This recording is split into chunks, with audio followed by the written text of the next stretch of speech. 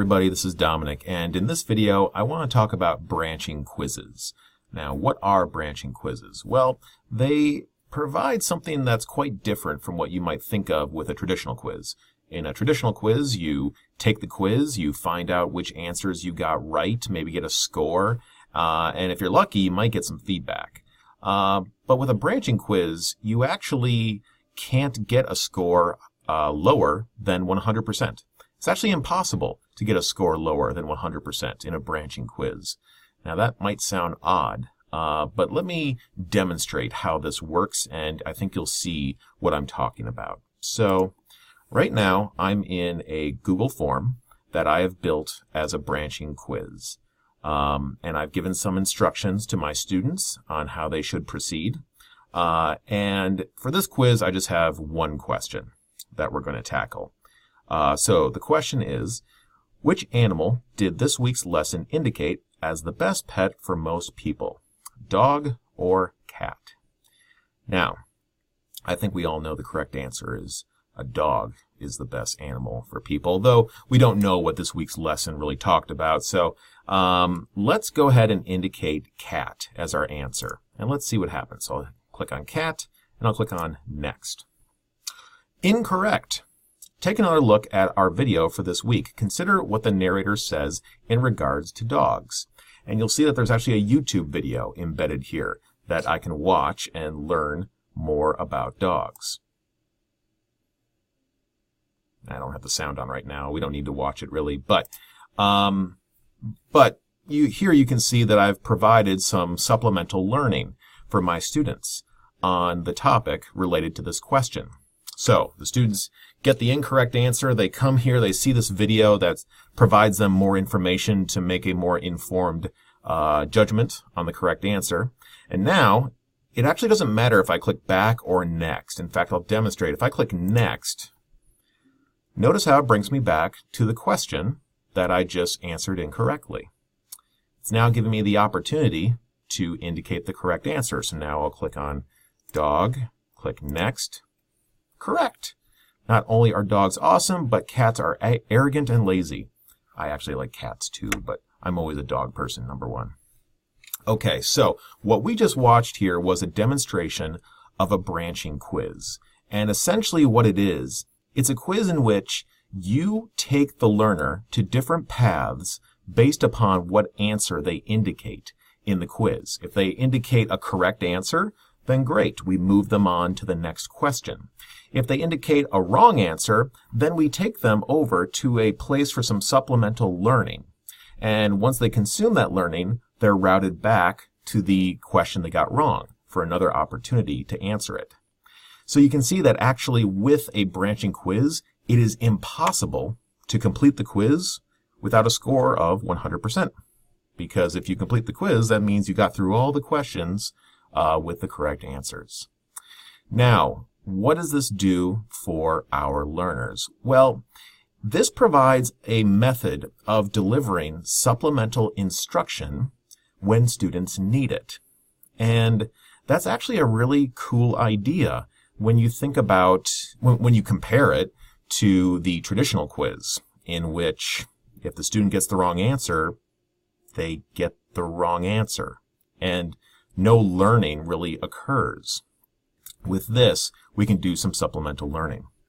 Now, I want to quickly show you how I built this with Google Forms.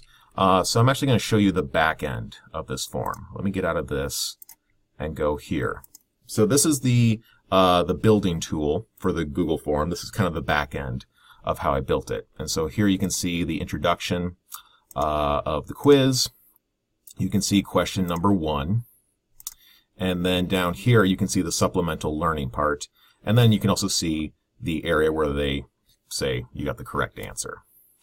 Now, the way in which I have achieved this with Google Forms is with section blocks. When you are building a Google form, you could, if you wanted to, just put all of the questions within a single section. So like right here, I'm on this question. If I click over here on the plus sign, I can add another question to this section, and another question, and another question. Okay? And I could put all my questions in one block like that. And that's fine if I want to do a traditional quiz. But if I want to do a branching quiz, it's really important that I put each question in its own section. Why is that important? Well, let's take a look at the answers here for this multiple choice question. So you'll see that for the answer dog, over here on the right-hand side, it says go to section 3, correct. And then for cat, it says go to section 2, incorrect. Essentially what's happening here is when I indicate an answer, Google Form is going to route the user to a particular section based upon what their answer is. So if we go down here to section 2 is incorrect, and it plays the supplemental learning. Section 3 is correct.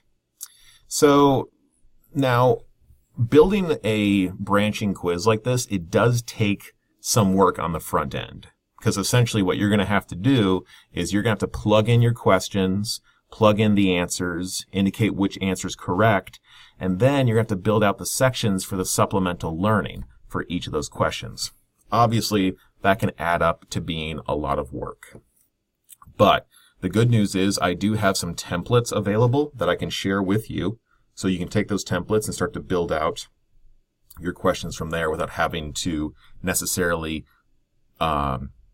create all the logic for going to the different sections. I've actually done some of that for you in the form of a 10-question quiz. I think I have a 5. Actually, let me check really quick. I believe I've got a 5-question quiz template as well as a 10-question quiz template. I'll verify that really quickly for you. Yes. Yep.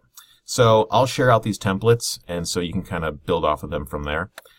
Here's kind of a visual of what I was talking about with the way branching quizzes work. So I go to question 1.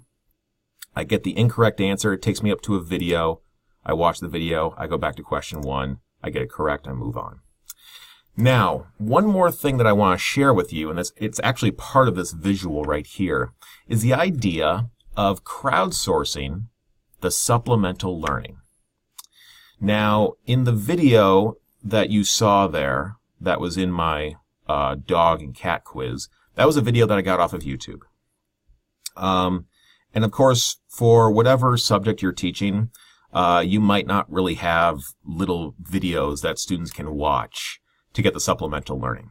Maybe you have to make those videos yourself. And that could also be a lot of work. So think about this. Instead of you making all of the videos for all the supplemental learning in this video quiz, this branching quiz, why not have the students make the supplemental learning? And what you could do is you can make an assignment in which you give maybe 2 or 3 different questions to each student in the class. And their assignment is to look at their couple of questions, research the correct answer, record a 1-minute video or 30-second video in which they explain what the correct answer is and why. They upload those videos into YouTube, and then they send you the links to those YouTube videos.